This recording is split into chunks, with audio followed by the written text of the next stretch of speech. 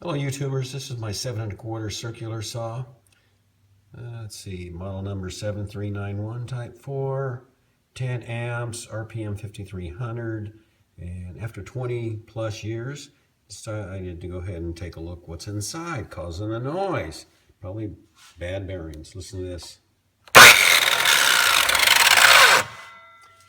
Yeah. Oh my goodness, YouTubers, it's older than I thought.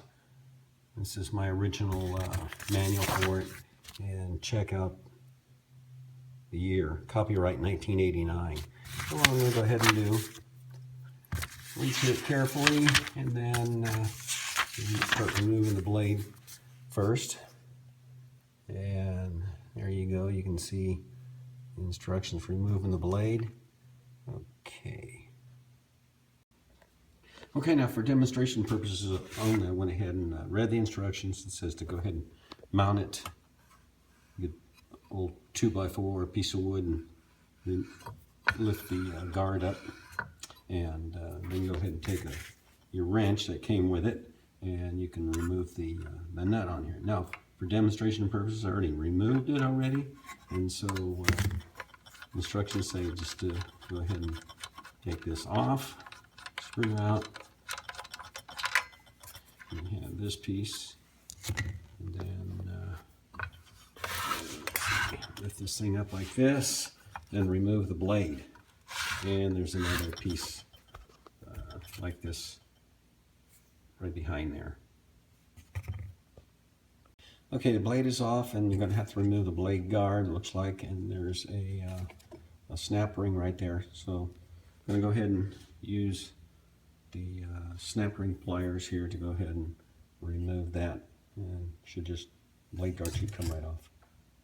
Well, I couldn't take the depth adjuster off completely. There's a pin right there and would have to be punched out, but I'm going to leave it like that. There's 4 Torx screws mounted here to here, and let's see if I can remove those to get this thing off. Okay, give it a try. Okay, those 4 screws, there they are, T25 Torx. And you got another one right here. It's a 30 right there for the bumper, for the blade guard. We'll take that off, and this housing should come off. Oh, one other thing, I went ahead and took the this device off, and by removing this pin, just used a 7/32 drift and knocked it through. And as you can see, the pin there, and it's a 1/4 inch pin, like 260 OD. They call them 1/4 inch. Okay, there's the inside. I went ahead and took the housing off. I went ahead and attached the blade bolt on this, and gently put it in the vise like this. And I can barely turn it, and I just tapped it, and it loosened right up. Imagine I just pull it right out.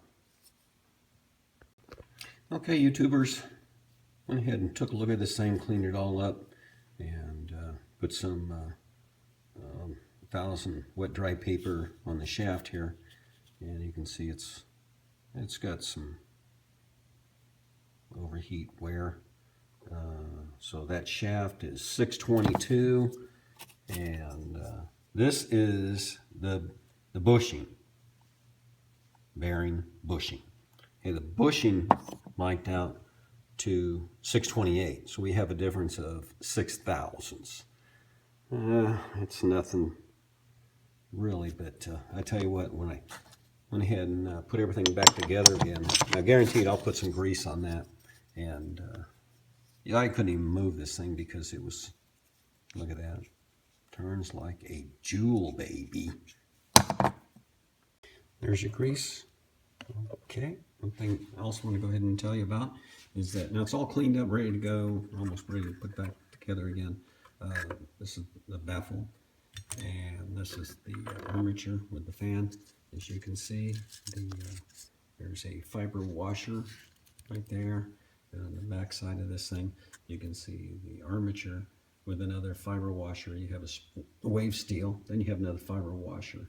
and all the parts. Some of the parts you can get from this company here, and some of the parts, nomenclature, and that should work for you.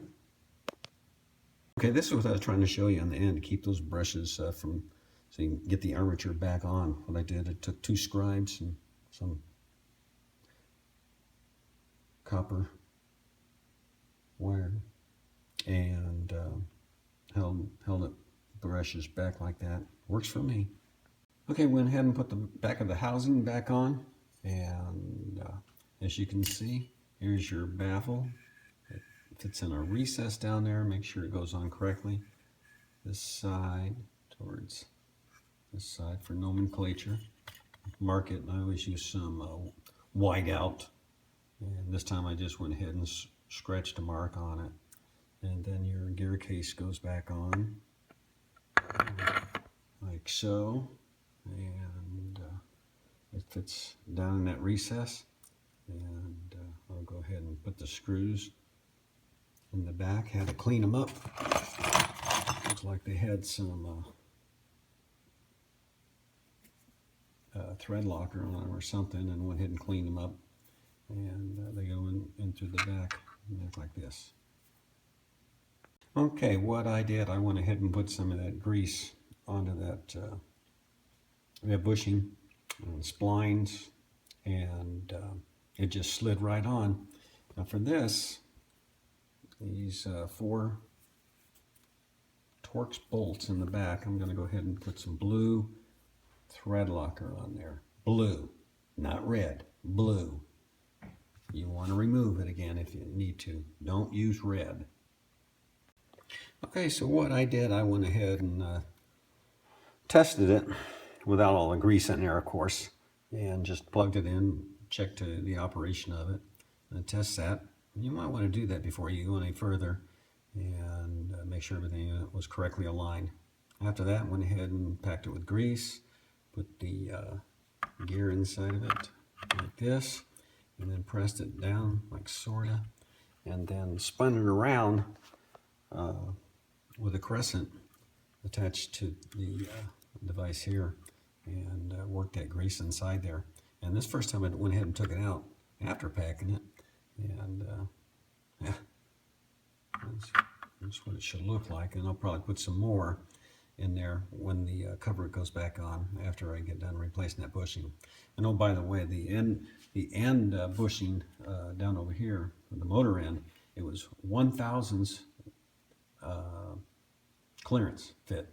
So it's very possible that when I was showing you on the gear case end, it was had a 6,000. It's a little loose. I was still able to use it. I don't use the saw that much, but I'll go ahead and replace it just for the YouTubers. Hey YouTubers, I forgot, made a mistake here on that Torx where I wrote down 20. It should be 25. I said it on the video. Sorry about that. And you have the 30. Those 25s were right there on the end, and the 30 goes to that rubber bumper, the guard, right there, T30. Also, the you have a pair of internal snap rings for that snap ring I was telling you about, for the cover for the gear case. And let's see, that channel right there, what I had to do, because it's been on there for so long, I had to tap it with the snap ring with a screwdriver to rotate a little bit. Then I could go ahead and remove it. So I still have a little bit of cleaning to do in that channel, you can see. Okay.